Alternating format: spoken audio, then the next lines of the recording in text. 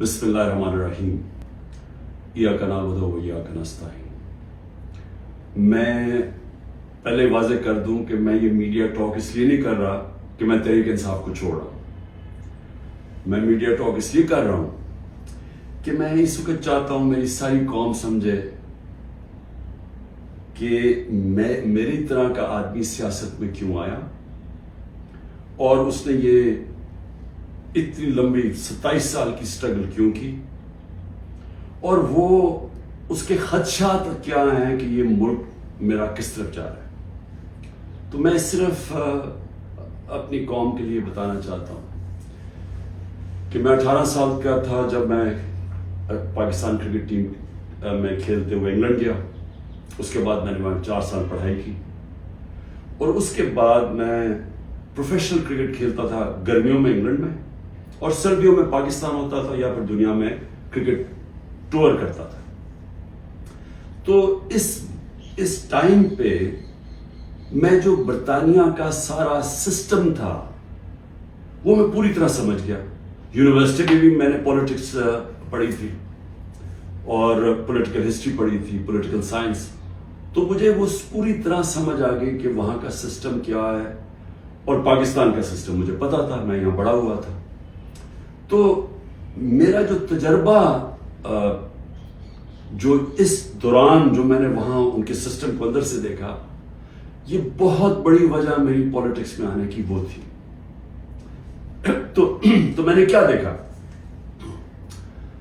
میں نے یہ دیکھا کہ اس ملک کی جو سب سے بڑی خوبی یہ تھی کہ وہاں قانون کی حکمرانی تھی، انصاف تھا، رول آف لا تھا، اور میرا سارا جو برطانیہ کے پاکستانی تھے ان سے میری مسلسل ملاقاتیں رہتی تھی، کیونکہ وہ میں کرکٹ کھیلتا تھا، وہ کرکٹ میچ دیکھنے آتے تھے، جب میں میچز کھیلتا تھا جو پاکستانی انگلینڈ کے اندر تھے وہ میچز پہ آتے تھے، تو میرا انٹریکشن تھا ان سے۔ تو میں جو اوورسیز پاکستانی برطانیہ میں خاص طور پہ ان سے پھر میرا بڑا قریب انٹریکشن رہا۔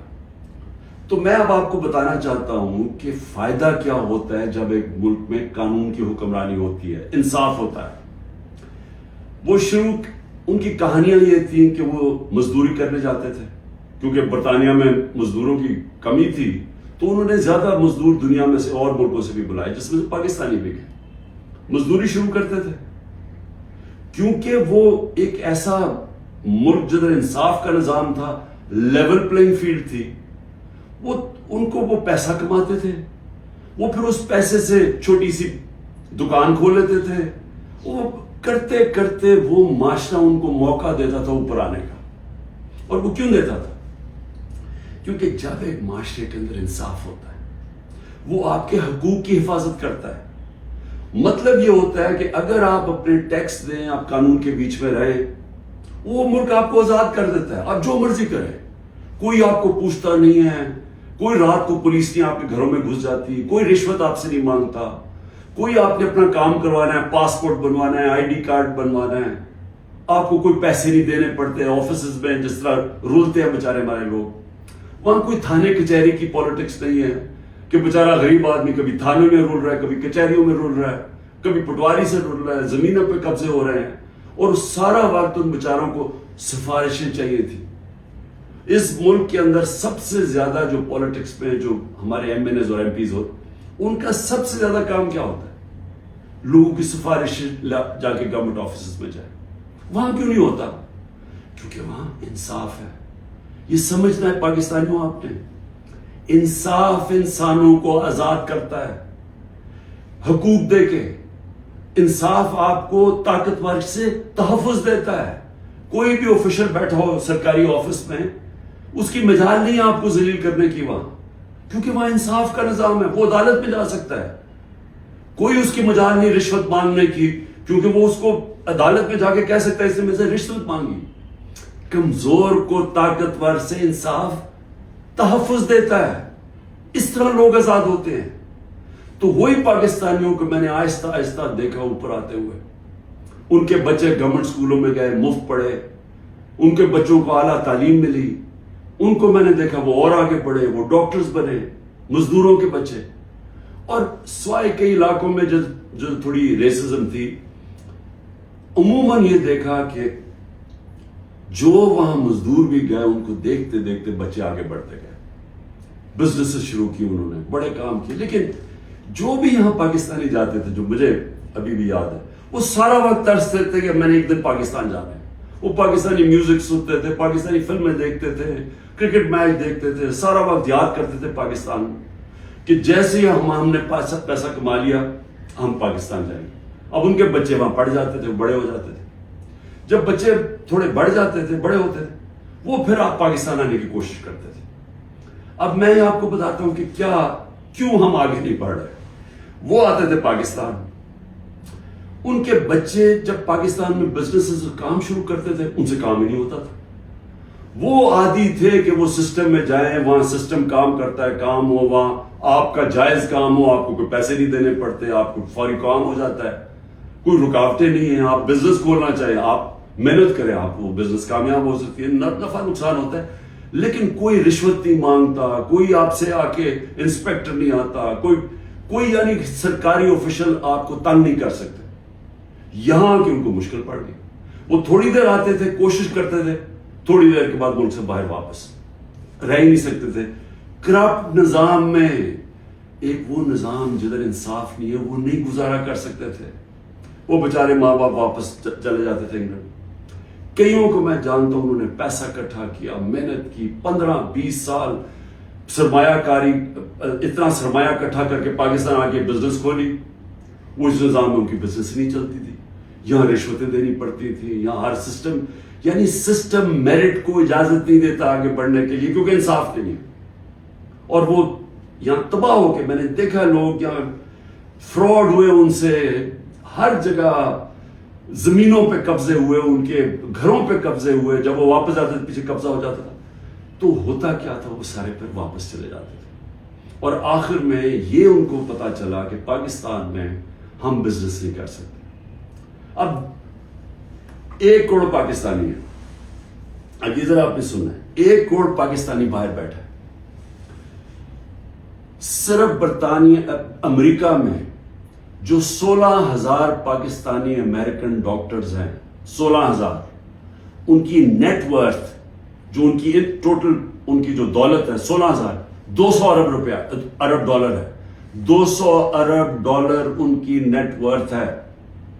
جو 10 پاکستانی سب سے امیر ہیں اس وقت امریکہ میں، پاکستانی امریکنز، 25 ارب ان کی نیٹ ورتھ ہے ڈالرز. صرف جو پاکستانیوں کو یہاں سمجھتے ہیں کہ یہاں حالات اچھے نہیں ہیں، جنہوں نے دبئی میں، اس میں حلال کا بھی پیسہ حرام کا بھی ہے، صرف دبئی میں انہوں نے جو پراپرٹیز لی ہوئی ہیں 20,000 پاکستانیوں نے، وہ 10.4 ارب ڈالر کی پراپرٹیز لی ہوئی ہیں. ہم 6 ارب کے پیچھے، ڈالر کے پیچھے، IMF کے پیچھے بھاگ رہے ہیں. تو میں یہ صرف آپ کو کیوں بتا رہا ہوں، ہمارا ملک اللہ نے ساری نعمتیں دی ہوئی ہیں اس کو. ایسا ملک دنیا میں نہیں ہے. ہر قسم کی، یعنی 12 موسم ہے، اوپر سے نیچے جائیں بدل جاتا ہے، ملک بدل جاتا ہے، اس میں ہر کچھ اگ سکتا ہے. زرخیز زمین ہے، اس کو ہم صحیح استعمال نہیں کر پا رہے. لیکن جب تک ہم انصاف کا نظام نہیں ٹھیک کرتے، ہم اس ملک میں اس دلدل میں گھس رہے ہیں. میں اب آپ کو بتاؤں کہ میں نے جب یہ پاکستانیوں سے جو برطانیہ میں تھے، کیونکہ میرا اصل میں کرکٹ کھیلتا تھا، میں نے آپ کو بتایا میرے ان سے رابطہ تھا، تو تب میں نے فیصلہ کیا کہ ہم پاکستان کے اندر جب تک یہاں ایک انصاف کا نظام نہیں آتا، ہمارا ملک آگے نہیں بڑھ سکتا. کیونکہ اتنا بڑا سرمایہ کاری ہو سکتی ہے اوورسیز پاکستانی سے، لیکن وہ آتے ہی نہیں ہے پاکستان میں. وہ صرف اپنی ریمیٹنس بھیجتے ہیں، جو اصل تو سرمایہ کاری سے ملک اوپر جاتا ہے. تو میں نے پھر تحریک انصاف بنائی 96 میں، اور اس کا نام تھا انصاف کی تحریک. اس کی نظریہ کیا تھا؟ اسلامی فلاحی ریاست. وہ نظریہ کدھر سے لیا؟ جو قرارداد پاکستان ہے، آبجیکٹو ریزولوشن ہے، جس میں مدینہ کے ریاست، اس کے اوپر طرز کے اوپر انہوں نے اسلامی فلاحی ریاست لکھی. کیونکہ اسلامی فلاحی ریاست ہمیشہ مسلمان مدینہ کی ریاست کی طرف سوچتا ہے، وہ دنیا کی تاریخ کی پہلی فلاحی ریاست ہے۔ ہم نے اس کا وہ آبجیکٹو رکھا کہ یہ ہمارا گول ہے، اور میں نے اپنی پارٹی لانچ کر دی۔ اب میں یہ اس لیے آپ کو بتایا کہ ہمارا جب تک ملک اس چیز کو سمجھتا نہیں ہے کہ ہم نے اس ملک میں قانون کی حکمرانی قائم کرنی ہے، اس کے بغیر پاکستان کا کوئی فیوچر نہیں ہے۔ اگر ہم یہ نہیں سمجھتے تو ہم یہ جو تباہی کی طرف تیزی سے ہمارا ملک جا رہا ہے، ہم اس کو روک سکتے۔ میرے پاس ابھی اعداد و شمار ہیں جو اس موجودہ حکومت نے پرنٹ کیے ہیں، میں ابھی آپ کو وہ بتاؤں گا کہ ایک سال میں ہوا کیا ملک میں۔ لیکن میں نے ایک اور چیز جو کیونکہ میرا برطانیہ کو میں اندر سے باہر سے اس کے معاشرے کو جانتا تھا، اور جب میں کرکٹ کے آخری دنوں میں میرا سفر شروع ہو گیا، میرے دین کی طرف بھی اسلام کی طرف بھی میں نے پڑھنا شروع کر دیا اور میرا سفر شروع ہو گیا، تو میں نے اس نتیجے پہ مجھے پہلی دفعہ سمجھ آئی کہ جو مدینہ کی ریاست جو میرے نبی صلی اللہ علیہ وسلم کی سنت ہے، کیوں اللہ ہمیں حکم کرتا ہے کہ ان کے راستے پہ چلو؟ کیونکہ اللہ نے نبی صلی اللہ علیہ وسلم کو رحمت للعالمین کا خطاب دیا ہوا ہے، سب انسانوں کے لیے رحمت بن کے آئے تھے۔ اس کا مطلب کوئی بھی انسانی معاشرہ اس مدینہ کے ریاست کے اصولوں پہ چلے گا، اوپر آ جائے گا، ادھر خوشحال ہو، اللہ کی برکت آ جائے گی۔ آج آپ صرف یہ دیکھ لیں کہ مدینہ کی ریاست کن اصولوں پہ کھڑی ہوئی تھی؟ سب سے پہلے عدل اور انصاف۔ عدل اور انصاف کا مطلب یہ حقوق، انسانی حقوق، ہر انسان کے جب اس کو حقوق ملتے ہیں وہ آزاد ہو جاتا ہے، اس کو طاقتور سے تحفظ مل جاتا ہے، اور انسانوں کو حقوق دے کے پھر فلاحی ریاست بنائی کہ ایک ریاست میں انسانیت کا نظام، کہ ایک ریاست کمزور کا ذمہ داری لے اپنے کمزور طبقے کی، غریب کی، بیواؤں کی، معذوروں کی، یتیموں کی، بوڑھوں کی پینشنز نکلی مدینہ کی ریاست میں، یہ پہلی دفعہ ہوا تھا۔ تو دونوں آج جن جن ملکوں میں یہ بنیاد رکھی گئی ہے انصاف پہ، میرٹ پہ، فلاحی ریاست، انسانیت کے اوپر، جدھر تعلیم کے اوپر زور دیا جو میرے نبی صلی اللہ علیہ وسلم نے دیا، وہ سب آگے نکل گئی ہیں۔ آپ ایک ایک ملک دیکھ لیں جو آج خوشحال ہے، وہ سب یہ وہی اصولوں پہ وہ کھڑے ہوئے ہیں، کیونکہ رحمت للعالمین تھے کہ جو ان کی سنت پہ چلے گا اس کو اللہ اس معاشرے کو برکت بخشے گا۔ اب ہم پاکستان پہ آتے ہیں، موجودہ پاکستان میں دیکھیں جو اس وقت پاکستان میں ہو رہا ہے نا، یہ ہر چیز جس کے لیے، ہر وہ اصول جس کے اوپر پاکستان بنا تھا، آج اس کی نفی ہو رہی ہے۔ بدترین غلامی ہو رہی ہے اس وقت پاکستان کے اندر۔ نہ آزادی نام کی کوئی چیز ہے، کیونکہ حقوق ہی نہیں ہے کسی کے۔ رات کو پولیس گھستی ہے کسی کے گھر میں، سارا گھر توڑ دیتی ہے، اگر وہ جس کو، اور اس کا صرف قصور ہے کہ وہ تحریک انصاف کا، وہ تحریک انصاف کا نہیں ملتا، اس کی بہنوں کو، ان کو تنگ کرتے ہیں، بہنوئیوں کو، رشتہ داروں کو، ان کو تنگ کرتے ہیں، ان کو پکڑ کے لے جاتے ہیں، عورتوں کو پکڑ کے لے جاتے ہیں۔ یہ تو ہم سنتے تھے کہ ہٹلر کی جرمنی کے اندر ایسے ہوتا تھا، میں نے تو اس طرح کی چیزیں سنی نہیں کبھی، کہ جس طرح میرے گھر پہ اٹیک ہو، جو میں اپنا صرف بتا رہا ہوں، بیوی اکیلی بیٹھی ہے، 40 پولیس والے گھس گئے، سارا توڑ پھوڑ کے لوٹ کے چلے گئے گھر، نوکروں کو مارا، جو بچا ہنسام آئے ان کو اٹھا کے لے گئے اور مارا یا بری طرح۔ کس قانون کے تحت؟ تو یہاں تو مکمل طور پہ جنگل کا قانون نافذ ہو گیا، یہاں تو بنیادی حقوق ہی ختم ہو گئے ہیں۔ آج آئین کچھ کہتا ہے، کہاں آئین اجازت دیتا ہے کہ ایک ہوتا ہے کور کمانڈر کا گھر جلایا جاتا ہے؟ مجھے پہلی دفعہ پتا چلتا ہے جب میں 4 دن کے بعد نکلتا ہوں، مجھے چیف جسٹس صاحب سپریم کورٹ کے کہتے ہیں، ادھر ہی میں مذمت کرتا ہوں۔ کون نہیں مذمت کرے گا؟ اب جس کو پکڑتے ہیں وہ آگے بیٹھتے ہیں، جی میں پی ٹی آئی چھوڑو، میں جی فوج کے ساتھ ہوں اور میں بڑی مذمت کرتا ہوں 9 مئی کو، تو کون نہیں کرتا؟ ہم نے کبھی کہا کہ ہم نے مذمت نہیں کی؟ کوئی چاہے گا اپنے ملک کے آپ اپنی فوج کے خلاف کوئی کارروائی کریں یا اپنی فوج کو بدنام کوئی چاہے گا، کیونکہ جب آپ کی فوج کمزور ہوتی ہے ملک کمزور ہو جاتا ہے. لیکن یہاں تو ایک عجیب ہی ماحول بنا دیا گیا ہے. وہ کور کمانڈر کا انویسٹیگیٹ کیے بغیر، یہ پتہ ہی نہیں ابھی تک کہ کس نے کیا کیا، اس کے انویسٹیگیٹ کیے بغیر پورا پاکستان میں تحریک انصاف کے اوپر کریک ڈاؤن ہو گیا. اچھا جی کتنی جگہ چلی تھی مجھے تو یہ بھی نہیں پتا. کور کمانڈر کا تو ہمیں پتا ہے، اور گاڑیاں کو ہمیں خود، ہمارے پاس تصویریں ہیں کہ پولیس خود گاڑیاں چلا رہی ہے کہ ہمارے سامنے. وہ ریڈیو پاکستان پشاور کیسے جل گیا؟ وہ مظاہرہ تو کہیں اور ہو رہا تھا، وہ ایک دم وہ جل گیا. کوئی تحقیقات کیے بغیر اس کا بہانہ لے کے، جس طرح ہٹلر نے اپنے مخالفین کمیونسٹ کو ختم کیا تھا 1933 میں جرمنی میں، جس طرح سہارتو نے اس نے انڈونیشیا کے کمیونسٹ کو ختم کیا تھا کہ جنہوں نے ہمارے کوئی آرمی آفیسرز کو قتل کیا، ان کو ساروں کے اوپر حلہ دیا، دھاوا بول دیا، جو آج ہوا ہے.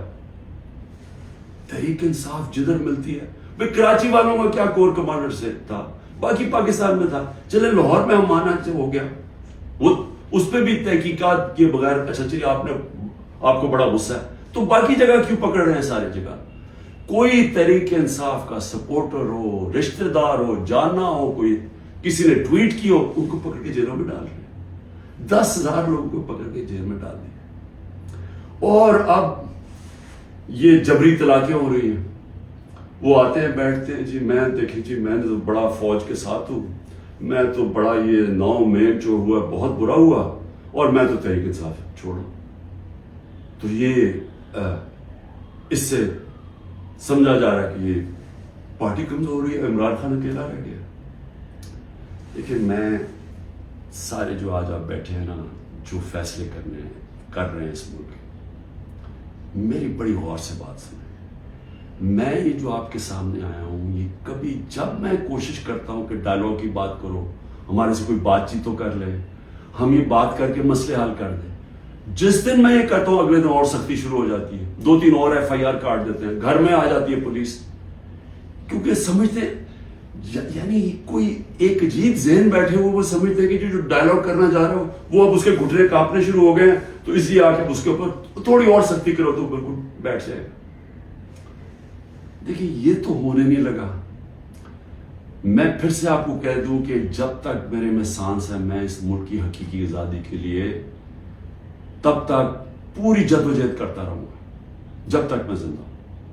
لیکن مجھے اس وقت پاکستان کا خطرہ ہے، مجھے اپنی ملک کی فکر پڑ گئی ہے. اور جو لوگ مل کے یہ سب کچھ کر رہے ہیں، ان کو ملک کی فکر کیوں نہیں ہے؟ کیوں آج مجھے یہ نہیں؟ 308 روپے کا ہو گیا ڈالر اوپن مارکیٹ میں. جب ڈالر 308 روپے کا اوپن مارکیٹ میں ہو جائے تو خطرے کی گھنٹیاں بج جانی چاہیے کہ اب جا رہا ہے پاکستان اس جس کو ہائپر انفلیشن کہتے ہیں، یہ اس مہنگائی کی طرف جا رہا ہے. سارا بزنس ٹھپ، انڈسٹری ٹھپ. ابھی میں آپ کو اس حکومت کے اعداد و شمار بتاؤں گا. تو ان کو کیوں نہیں فکر، یہ PDM والوں کو؟ ان کے پیسے باہر پڑے ہیں، ان کا اربوں ڈالر اس ملک سے باہر پڑا ہے. ان کو کوئی فرق نہیں پڑ رہا کہ اس ملک کے اندر لوگوں کی $130 کم ہو. 130 روپیہ گرا ہے ڈالر کے مقابلے میں صرف جب سے ہم گئے. تو ان کو نہیں فکر پڑ رہی. وہاں لندن میں بیٹھ کے عاشیاں، بڑے بڑی گاڑیاں، بڑے بڑے ریسٹورنٹس میں بیٹھے ہوئے ہیں، شاپنگ ہو رہی ہے ہیرڈز میں، کیونکہ ڈالرز میں یا چوری کر کے پیسہ وہاں لے گئے. فکر ہر اس پاکستانی کو ہونی چاہیے جس کا جینا مرنا پاکستان میں.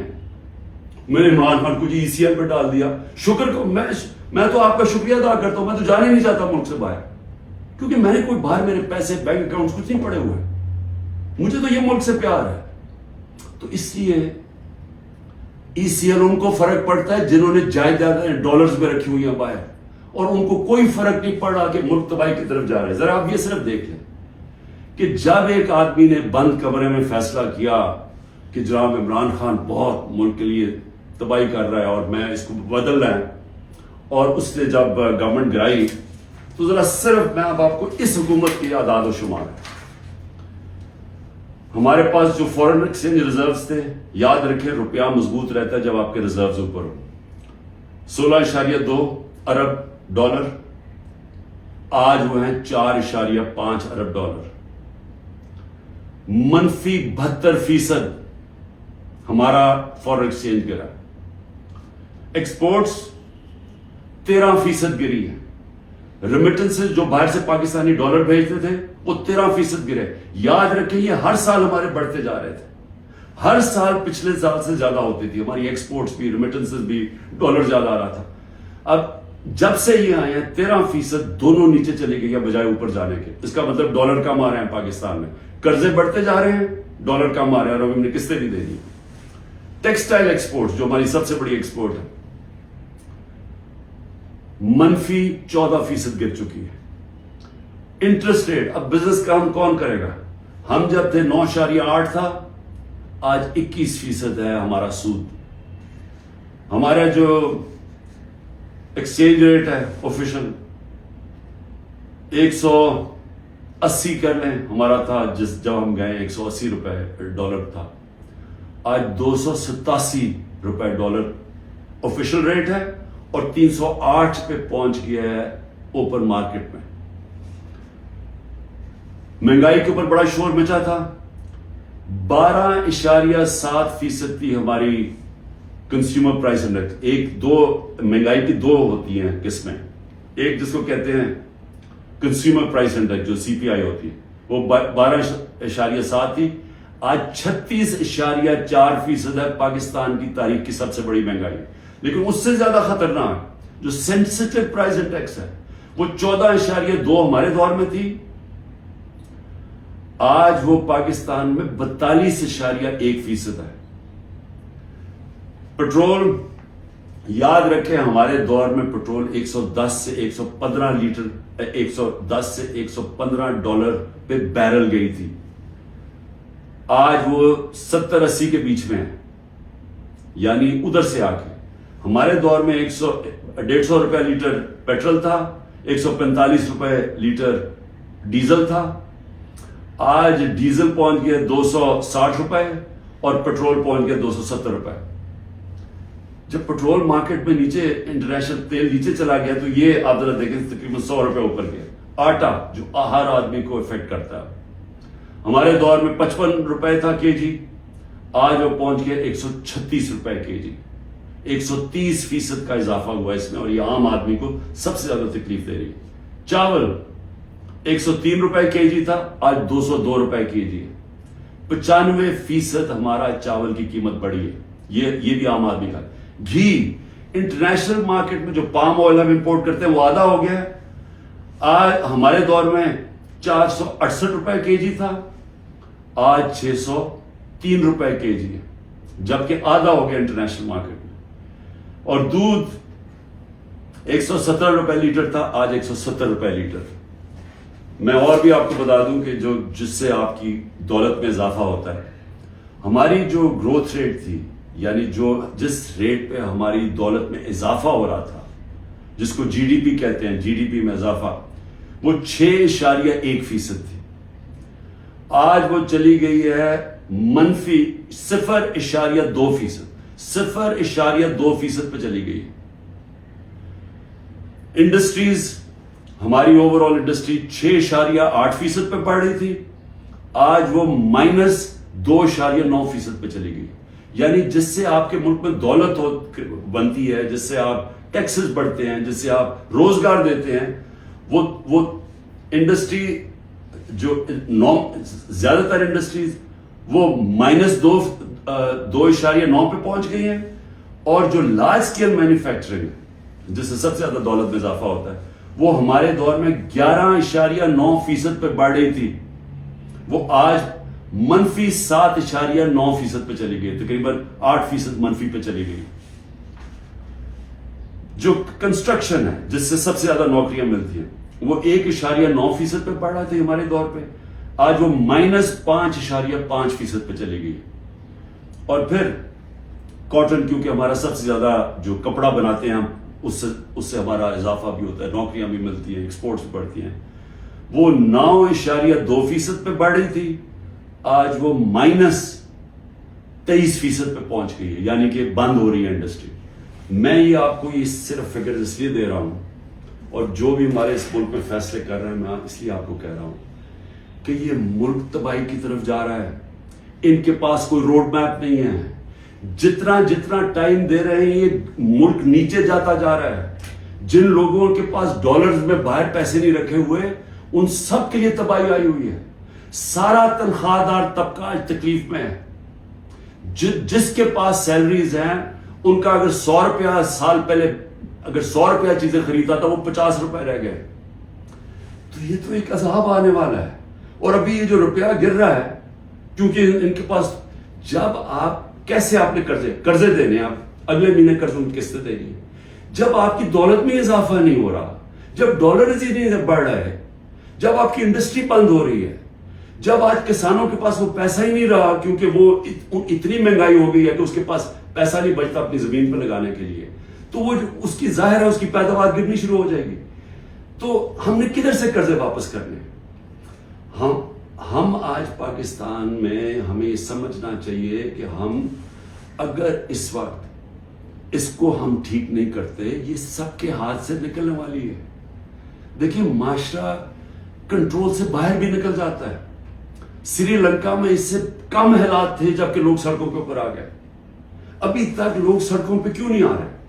کیونکہ انہوں نے الیکشن پہ کی امید لگائی ہوئی ہے کہ ہم جو ہمارے سے ہوا ہے وہ اندر گھروں میں بیٹھ کے تپے ہوئے ہیں کہ جب الیکشن آئے گا تو ہم ان کو سبق سکھائیں گے.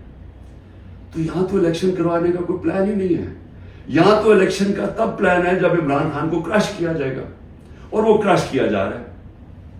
یعنی یہ جو ہمارے اوپر جس طرح کا جبر ہو رہا ہے اور جس طرح کا یہ ظلم ہو رہا ہے تو یہ تو کبھی ہوا ہی نہیں ہے پاکستان میں کسی پارٹی سے. اور یہ اس کے پیچھے یہ سوچ ہے کہ جب یہ کرش ہو جائے گی پارٹی تب ہم الیکشن کروا دیں گے.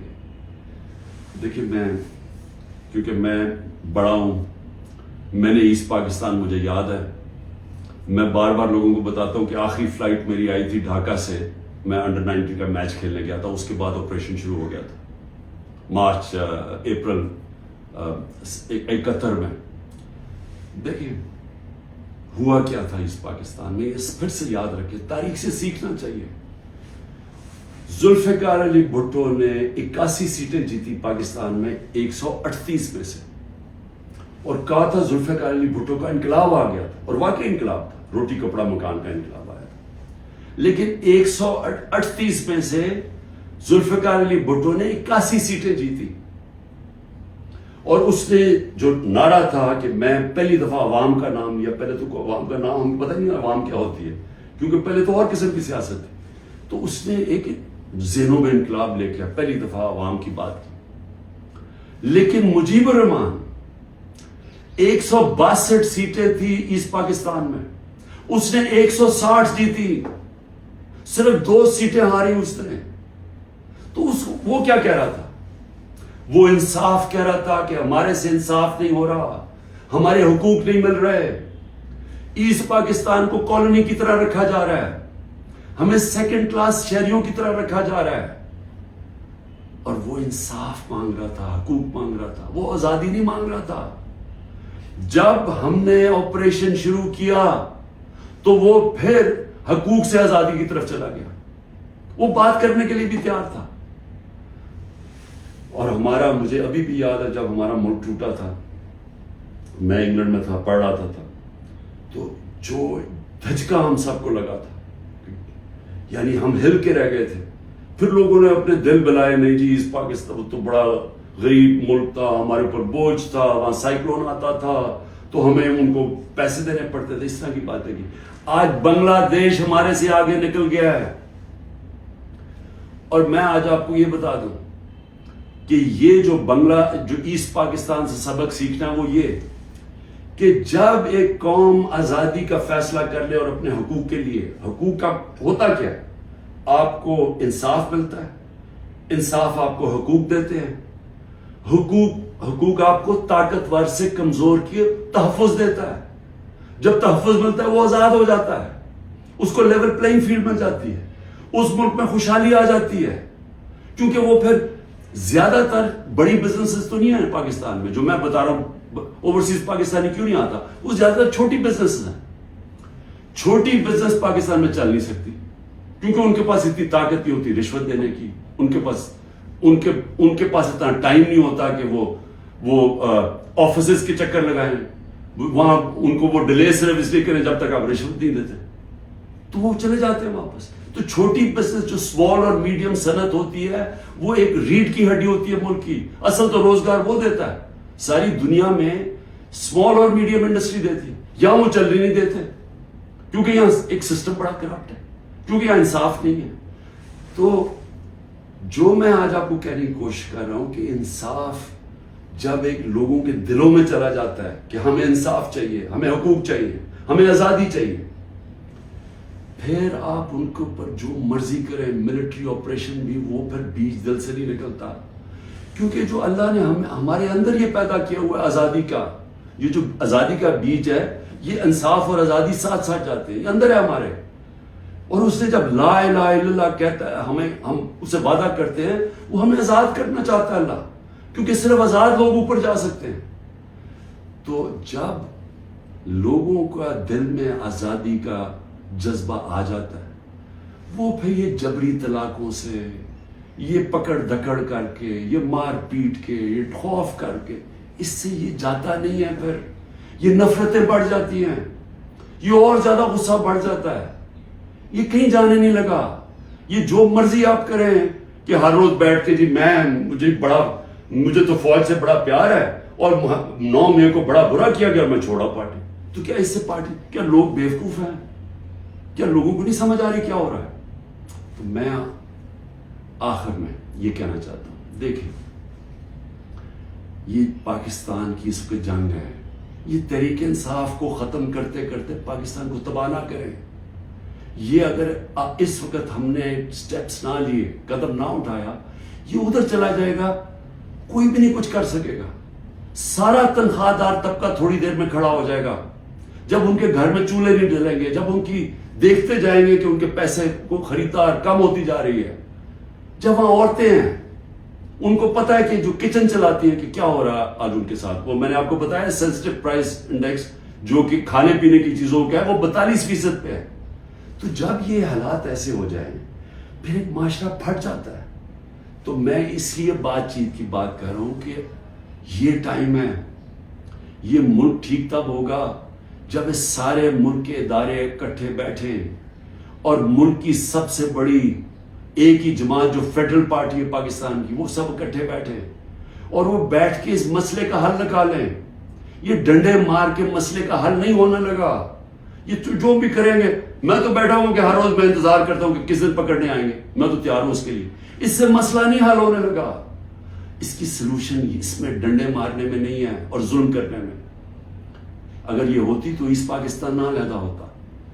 اس کا مسئلہ اس ملک میں قانون کی حکمرانی قائم کرنا ہے, ادارے مضبوط کرنا ہے, سارے اداروں کو اپنے آئینی رول کے اندر فنکشن کرنا ہے, لوگوں کو آزاد کرنا ہے, ان کو حقوق دے کے. کبھی اس ملک میں نہیں ہونا چاہیے کہ لوگ گھروں میں بیٹھے اور رات عورتیں نہ پرواہ چادر نہ چادر والی لوگ آئے گھر توڑ کے چلے گئے اور کوئی پوچھنے والا نہیں ہے. اور انہیں پتا ہے کیونکہ وہ طاقتور ہے, کوئی پوچھے گا ہی نہیں. عدالتوں سے سارا خوف چلا گیا, عدالتیں جا کے فیصلہ کرتی ہیں. عمران ریاض کو لے کے آؤ, وہ ابھی تک پتہ ہی نہیں ہے وہ کدھر چلا گیا. اور جس طرح کے تشدد کی میں نے کہانیاں سنی ہیں کہ جو باہر نکلتے ہیں, کئی لوگوں کو, سب کو نہیں کیا, کئیوں کو تو برے حالات میں رکھا ہے کہ اتنے چھوٹے سے دڑبوں کے اندر لوگوں کو بند کیا ہوا ہے, لیکن کئیوں پہ تشدد کیا. تو میں یہ سوال پوچھتا ہوں کہ ہماری جب عدلیہ کی بات, ان کی ورڈکٹ نہیں مانے جائیں گے, عدلیہ کہتی ہے الیکشن کرواؤ آئین کے مطابق, وہ الیکشن ہی گورنمنٹ کرواتی, تو یہ ملک تو تباہ کی طرف چلا گیا نا, بنانا ریپبلک بن گیا. یہ ملک تو وہ جنگل کا قانون آ گیا آج پاکستان میں. تو میں اس کی آخر میں اپیل کرتا ہوں کہ بات چیت کرنی چاہیے فوری طور پہ.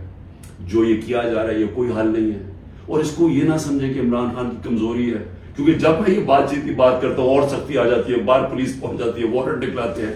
یہ مجھے اس سے کوئی فرق نہیں پڑتا. مجھے اپنی ملک کی اس وقت فکر پڑی ہوئی ہے, اور آپ سب کو بھی فکر ہونی چاہیے کہ یہ جو میں نے آپ کو بتایا ہے, آج اگر 308 روپے کا اوپن مارکیٹ میں ڈالر مل رہا ہے تو تو سمجھ جائیں کہ پاکستان ادھر اب پہنچ جائے گا جدھر سارے لوگوں نے ڈالر خریدنا ہے, کسی نے سرمایہ کاری نہیں کرنی, باہر سے اوورسیز پاکستانی ریمیٹنسز انہوں نے لیگل چینل سے نہیں بھیجنا کیونکہ اتنا فرق پڑ گیا اوپن مارکیٹ اور آفیشیل ریٹ کے اندر, تو یہ تو ملک تو جا رہا ہے نیچے. تو اس لیے میں پھر آخر میں اپنی ساری قوم کو کہتا ہوں کہ آپ سب صبر کریں, اپنی پارٹی کو کہتا ہوں صبر کریں. یہ جو کیا جا رہا ہے آپ سے کہ کن پٹی پہ بندوق رکھ کے جی میں پی ٹی آئی چھوڑ رہا ہوں, کوئی فکر نہ کریں, کبھی کوئی پارٹی سے نہیں ختم ہوگی. پارٹی تو ختم ہوتی ہے جب نظریہ ختم ہو جاتا ہے. آج آپ کے سامنے پی ڈی ایم کی جماعتیں پوری اسٹیبلشمنٹ کی مدد کر رہی ہے, الیکشن کمیشن ان کے ساتھ ملی ہوئی ہے, انتظامیہ ساری ان کے ساتھ ملی ہوئی ہے. کیوں یہ الیکشن سے ڈر رہے ہیں؟ سارا تو آپ کے پاس امپائرنگ بھی اپنے ہیں, پھر بھی ڈر رہے ہیں کہ جی عمران خان کو پہلے ختم کرو پھر الیکشن لڑیں گے, کیونکہ ان کا ووٹ بینک ختم ہو گیا ہے. پی ٹی آئی کا ووٹ بینک بڑھتا جا رہا ہے, جتنا یہ ظلم کر رہے ہیں اور زیادہ پبلک ہمارے ساتھ کھڑی ہو رہی ہے. اور انشاءاللہ جب بھی الیکشن ہوگا آپ کے سامنے آ جائے گا رزلٹ. شکریہ.